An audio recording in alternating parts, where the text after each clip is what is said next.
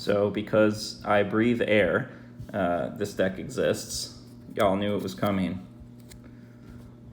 Yup. Oh no, he's hot. Exactly. So I've gone really back and forth over the years as to what this deck has been. It's been 100% hard stacks. It's been 100% goofy multiplayer artifacts. Excuse me. It's been Eldrazi. It's been like control, like without stacks, with just big spells. So right now I actually really like where it is. I think it's a nice mid-range deck that leans towards its control effects being MLD for multiplayer, but not using hard stacks like Tangle Wire to make like even the early game insufferable, because I don't want to be targeted outright and I want my Daretti to survive.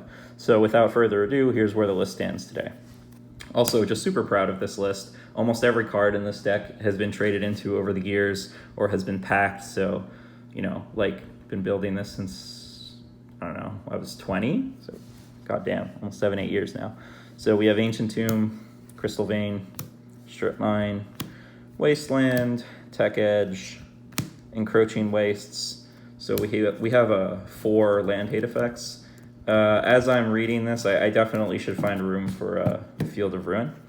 Karn's Bastion to ramp our Planeswalkers. Labyrinth. I don't end up getting to use this often because I try to curve out, but like, come on, borderless foil, and it's just a Maze of If that taps for mana, or Mystifying Maze, I guess. Mutavault is usually a chump blocker, but also can pressure walkers, and I do have a fair amount of board clear. Sanctum gets used all of the time and often gets looped. Inventor's Fair, ditto. Tiny bit of life gain. Mishra's Factory is an artifact manland that almost never matters, but same reasoning as Mutavault. Urza's Factory, signed by Mark Teeden. It's a really awesome artist proof. That's the art that I commissioned on the back. He did a little Death Star for me. So that was a really fun experience at Magic Fest. Great Furnace, Darksteel Citadel. And then just like some cheeky fetch lands for Crucible of Worlds. I used to play top, but it's in my Yuriko deck. So just like 3 fetch lands because I had a couple extras. And then Mountains. On land count, I think we're looking at like 33, 32 lands. It's pretty light on land because it's extremely heavy on artifact mana. So artifact mana, we have Mox Opal, Soul Ring, Mana Vault, Mana Crypt, Bauble. I do need access to red mana. Like, ironically, I could run really light on red mana and sometimes can't cast Daretti even if I have access to it on turn 1 or 2.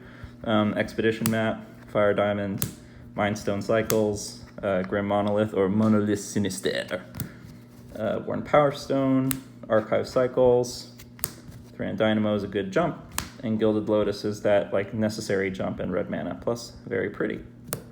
Oh, and Everflowing Chalice scales really well. It's good on 2. It's good on turn 15. So, yeah. And then obviously, like, no point leaving it for last. You're not playing this deck without Trash for Treasure and Scrap Mastery. So, I mean, definitely cards that you want to play towards, but no longer are, like, is the deck just like the pre-con where, like, that's your only game-winning play. Well, and then moving on to the non-artifact creatures. So, Welder. I don't actually own a Goblin Engineer, but obviously if I had it, I would play it because it's very useful. Imperial Recruiter. The actual fucking boy. Then we have the artifact creatures. So Retriever. I put Junk Diver back in. It's nice to loop them and just like maybe I'll flip around a couple of like stacks cards back into like, you know, kind of dirtily fun artifacts, like that engine that's like a super copy effects or copy a permanent on the stack. So getting that card back over and over is useful. So having 2 Retrievers is good. Same point for Scrap Trawler. This card used to be ultra fucking degenerate when I had Paradox Engine legal, but sadly it is not. Solemn. It's more than just ramp, you know. It's a home. Lodestone Golem. This is like where you're starting to get a blush of stacks effects. Like, I don't have any ways to copy a Lodestone. I'm not playing Mirrorworks, but it's good to help fight against like counter spells, and it's a 5/3 for 4, so it actually puts on a clock, which is kind of hard to do in this deck. Goldatha Forge Master, Wormcoil Engine, Duplicant, that necessary exile removal, Mirror Battlesphere, aka Ball of Death, Meteor Golem, aka Worst Spine of Ishsaw, but you know, it swings. And you could tutor it with Sanctum of Ugin, which is useful. And then Metalwork Colossus, which is often 0 mana. And then we got a couple of X creatures. So we got Stone Coil Serpent.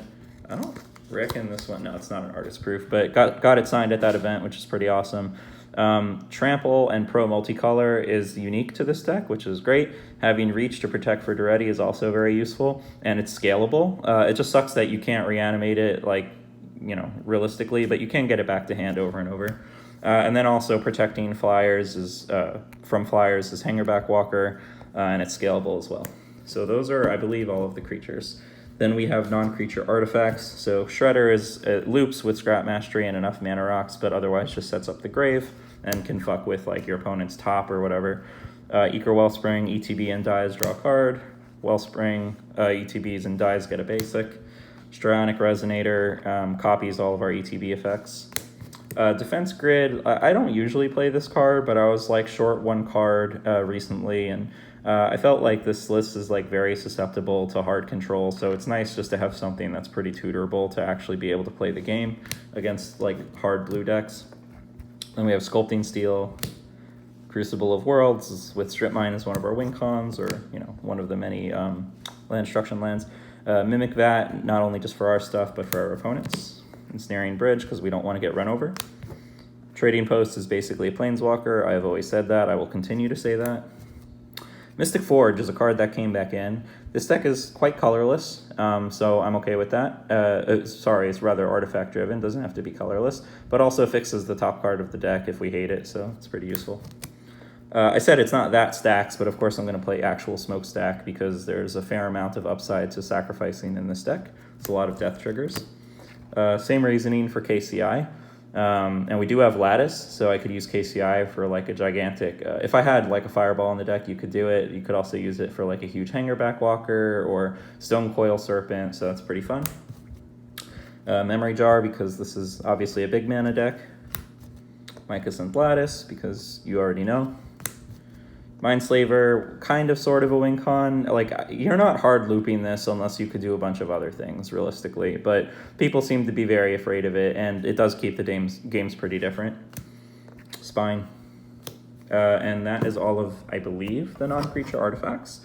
Then we get into support and, like, looting. So Gamble is, like, our only true tutor. Faithless Looting, Tormenting Voice, Thrill of Possibility, Cathartic Reunion, Wheel of Fortune, and I'm not playing any other wheels. Like, you don't really want to wheel all of the time, but you do want select cards in the grave. Even Trading Post has a discard function, so we get by on that. Plus, you know, Daretti has a loot on a stick, so. Shattering Spree is, I don't have Vandal Blast because, like, Shattering Spree, believe it or not, it's just a lot more useful. Vandal Blast is good because it's a hard 5 mana, you Lattice, you just destroy the entire board. But truth be told, if you have Lattice and then you could Shattering Spree for 5, you could basically hit more or less enough relevant things to take your opponent out of the game. But where this card is better is like turns 1 to 5, 1 to 6, or even just at any point in the game before Vandal Blast, where you can pick and choose which opponents you want to set back on their artifacts without having to overload and make everyone your enemy. Or someone just opens like Soul Ring, Signet, Mox Opal, Lion's Diamond, and Lion's Eye Diamond, you're like, yeah, fuck that noise. So pop for 3 or 4. Shenanigans, emblematic of what this deck actually is. Looping to destroy target artifact. That's partially why I also don't have Vandal Blast, and it has Dredge, which is fucking perfect for Daretti. Only just thing is I wish it was an instant. Anger. I mean, it's Noah Bradley signed foil Anger of the Gods. Do I really need to play it? No. Do I have enough removal? Probably. Is it beautiful? Yes. And Theros is one of my favorite sets of all time, and this card absolutely wrecked most of the decks I was playing at the time, so it's kind of just like a homage to me. Aftershock is super slept on in Commander. If you're mono red, this literally just pops like anything. Artifact, creature, or land. Doesn't pop enchantment, fine. You know, we have enough damage to deal with planeswalkers. We have spines and whatnot to pop the other things, so just like 4 mana on curve, pop something, plus it's got a Karn quote, so it's perfect. Act seems pretty reasonable to have Blasphemous Act still. All is Dust, very colorless oriented deck. And here's where we get into the MLD. So maybe I'll like cut down on one MLD card, but Burning, the reason why this is particularly good, it says destroy 4 lands you control instead of sacrifice, which is what Wildfire says. They're all the same cost. but you can target an indestructible land, which is awesome. So I have Darksteel Citadel. I don't think I have other ways to make lands indestructible, but yeah, it's not sacrifice, so you can kind of cheeky save one land, which could be the difference. Devastation, all creatures, all lands. It is counterable, so that kind of sucks, but it's like the most reliable at 7 mana. And then lastly, Decree. Mostly you're cycling this card. You're popping all of the lands, you're keeping your shit, and you're cycling. But you can cast it for 10, exiling all things, getting around all of the death triggers. It does not get rid of enchantments. None of these things do. However, none of these things hit planeswalkers, which is the point. So sometimes you actually do want to exile, and for that reason we have Decree. And then last but not least, we round out with planeswalkers. More than just Daretti, you do need ways to win the game. So we have this Karn, which is very good with Lattice. Obviously, it also gets things exiled back into play. So if you have Karn and then you Decree, you can get back your mana rocks, which is pretty useful. Otherwise, it generates advantage. We have this Karn, which, you know, this was a modern deck, Karn, and then just get Mycosynth Lattice, so pretty based. You know, otherwise, you could turn your Spine into like a 7/7 or Lattice into a 6/6. So, but usually you're just playing it on curve so your opponents don't outramp you. Like, this basically is an early game deck that tries to put everyone's mid game back to the early game. Chandra, it's just like all around good, and her ultimate is pretty attainable, especially with Karn's Bastion. So like once you get this ultimate off, it's just another way to machine gun down the opponents. This Chandra, it wheels and gives you +1, it pops the board, it gives you planeswalker pressure, so it's kind of exactly what you want to be doing in this sort of strategy. Ugin, this is like one of the best cards in the deck because the deck is so colorless. Otherwise, you know, you're finding extra card advantage, you pop something that's colored, so it can't destroy artifacts, but this deck is already pretty good at doing that, unless the artifact is colored, and it's a good way to pop enchantments, which like normally costs 7 or more mana in this strategy. Props to Varudis for trading me this all those years back. I mean, it's fucking Karn liberated. Like, what else is there to say? I already have 2 Karns. Like, this is an ode to Karn and Ugin.deck. Ugin. I mean, like, what else are you going to say about Ugin?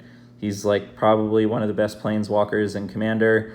With Karn's Bastion, you could ultimate him a turn sooner. Yeah, like, he's fucking based.